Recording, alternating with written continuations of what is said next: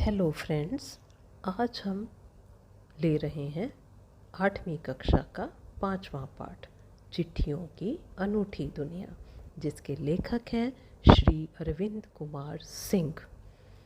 आज हम जब भी संदेशों को भेजने की बात करते हैं तो हमारा एक ही उत्तर होता है, वो है व्हाट्सएप, मोबाइल, इंटरनेट आदि। जी हाँ, ये सब तो आधुनिकतम साधन हैं।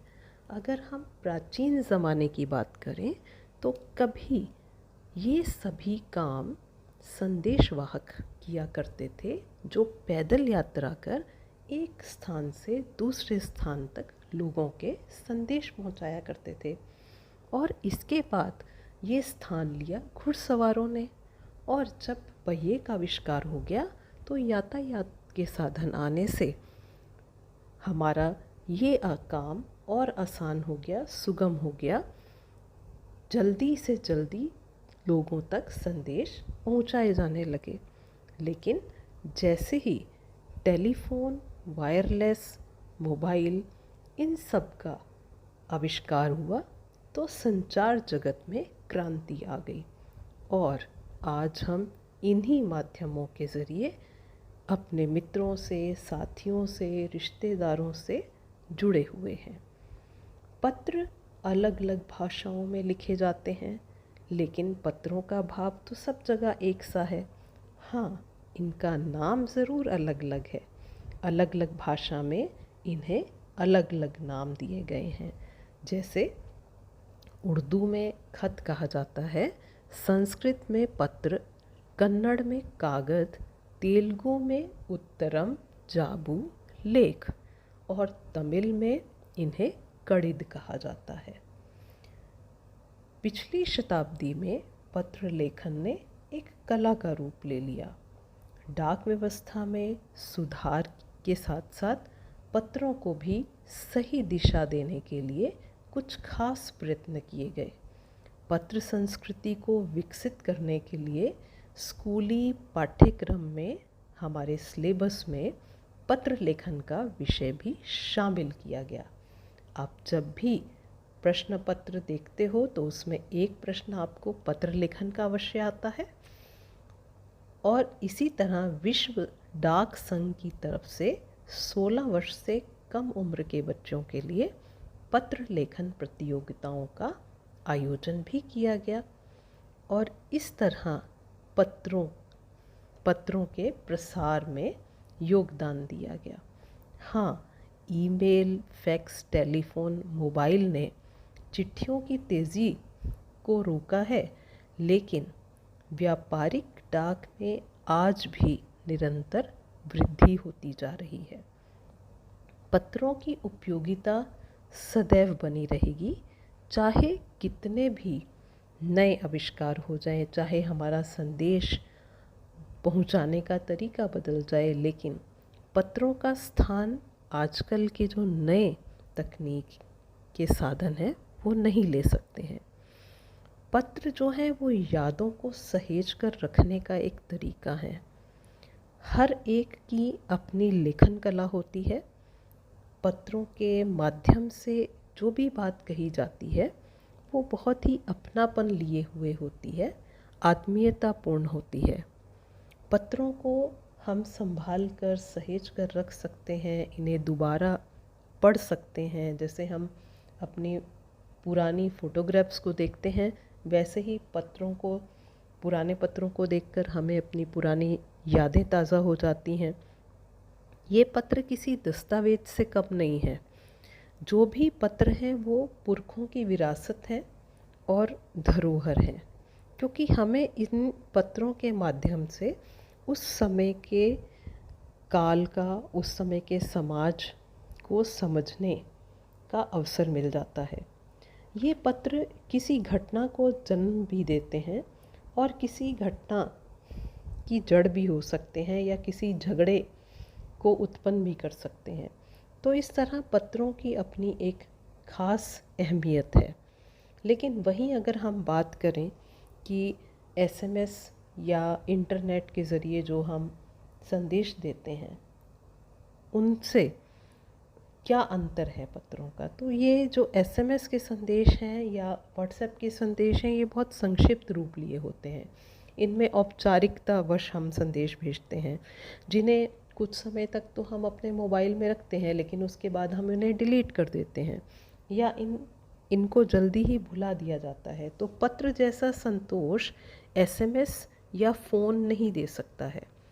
पत्र जो है वो एक सिलसिला शुरू करते हैं और राजनीति, कला और साहित्य के क्षेत्र में तमाम तरह के झगड़े का स्रोत या नई घटनाओं को उत्पन्न कर भी पत्र ही करते हैं। इस तरह ये सभी जो पत्र हैं, ये हमारे समाज को जानने और समझने का एक तरीका है। आज देश में ऐसे लोगों की कमी नहीं है जो अपने पुरखों की चिट्ठियों को संजो कर संभाल कर नहीं रखते हों।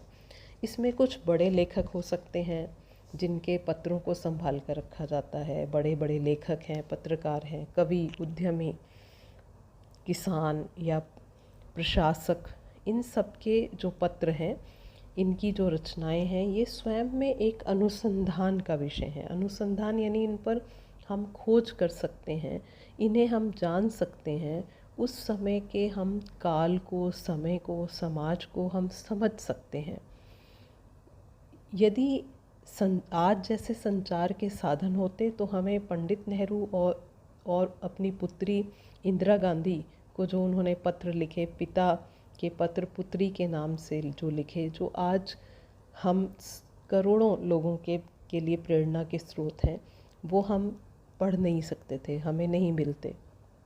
पत्रों को आप संभाल कर रख सकते हैं और दुनिया के तमाम संग्रहालयों में नामी हस्तियों के पत्रों का एक अनूठा संकलन हमें मिल सकता है।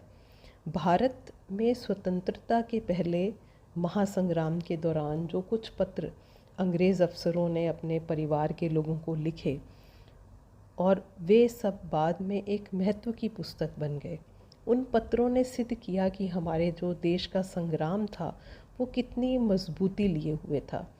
इसी तरह महात्मा गांधी को जो भी पत्र आते थे दूर दूर से, अलग अलग देशों से, वो उन्हें महात्मा गांधी इंडिया लिखकर पत्र आया करते थे और वे जहाँ भी रहते थे उन तक ये सभी पत्र पहुँच जाते थे, क्योंकि वे उस समय की एक जानी मानी हस्ती थे और स्वतंत्रता आंदोलन में भाग ले रहे थे। तो इस तरह लोगों को पता होता था कि गांधी जी कहाँ हैं और उन तक ये सभी पत्र पहुँच जाया करते थे। गांधी जी को देश दुनिया से बड़ी संख्या में पत्र मिलते थे, लेकिन वो इन पत्रों का जवाब भी देते थे। कहा जाता है कि जैसे ही उन्हें कोई पत्र मिलता था, वे तत्काल उसका जवाब स्वयं लिख कर देते थे और जब लिखते लिखते उनका दायां हाथ दर्द करने लगता, तब वे बाएं हाथ से लिखने में जुट जाते थे। महात्मा गांधी ही नहीं, आंदोलन के अनेकों नायकों के जो पत्र हैं हमें गांव-गांव में मिल जाते हैं और गांव के लोग जो हैं वो इन पत्रों को फ्रेम करवा के रखते हैं। ये है पत्रों का कमाल। इतना ही नहीं, पत्रों के आधार पर कई भाषाओं में न जाने कितनी किताबें लिखी जा चुकी हैं। तो इस तरह पत्र किसी दस्तावेज, किसी डॉक्यूमेंट से कम नहीं है। इसी पुस्तकों में कुछ के नाम का उल्लेख हम कर सकते हैं। यहाँ पंत के 200 पत्र बच्चन के नाम तथा निराला के पत्र हमको लिखियो है कहा और पत्रों के आईने में दयानंद सरस्वती समेत कई पुस्तकें आपको मिल जाएंगी, जिनमें पत्रों का एक दिलचस्प संकलन है।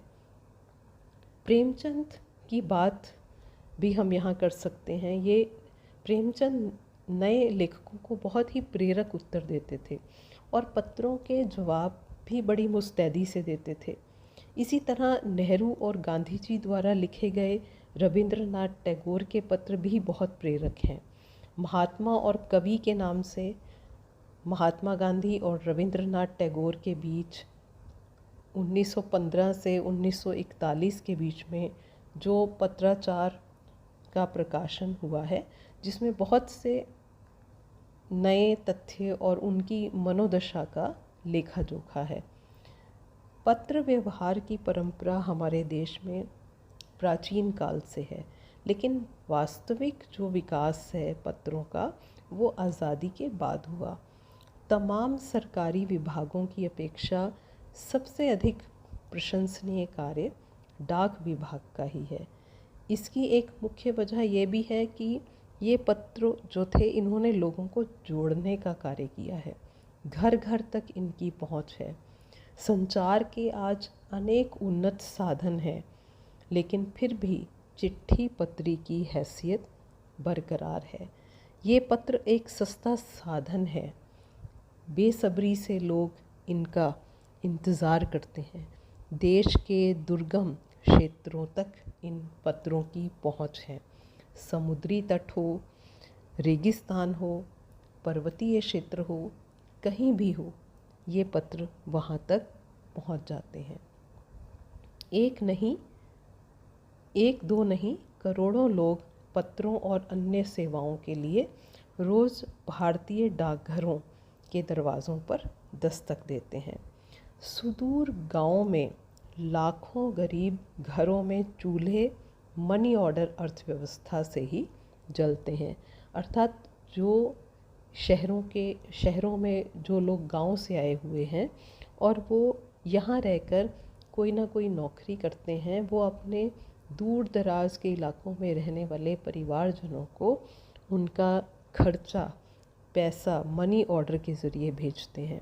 तो ऐसी बस्तियों में मनी ऑर्डर या चिट्ठी लेकर जो पहुंचने वाले डाकिया हैं, उनको देवदूत के रूप में ही देखा जाता है। अब बात करें हम कि इन पत्रों की अहमियत क्या है आज के संदर्भ में, जबकि हमारे पास व्हाट्सएप है, हमारे पास इंटरनेट है, ईमेल का ज़रिया है। आज भी हम पत्र लिखते हैं। किसी भी व्यक्ति को अगर हम शादी ब्याह के लिए न्योता देने जाते हैं तो निमंत्रण पत्र लेकर जाते हैं, वो भी एक पत्र है।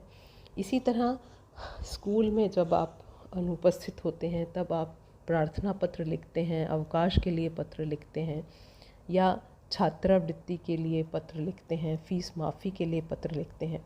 नौकरी पाने के लिए आप आवेदन पत्र लिखते हैं, और जब आपकी नौकरी लगती है या इंटरव्यू के लिए बुलाया जाता है तो उसका माध्यम भी पत्र ही होता है। तो इस तरह कई तरह के व्यावसायिक पत्र, सरकारी पत्र हम अपने जीवन में लिखते हैं। बैंक में जाएं, वहाँ खाता खुलवाना है तो आपको पत्र लिखना पड़ता है। आप किसी अखबार में किसी विषय पर लिखना चाहते हैं तो वहाँ पर भी आपको संपादक को पत्र लिखना पड़ता है। यही नहीं, हमारा फिल्मी जगत भी पत्र से अछूता नहीं है।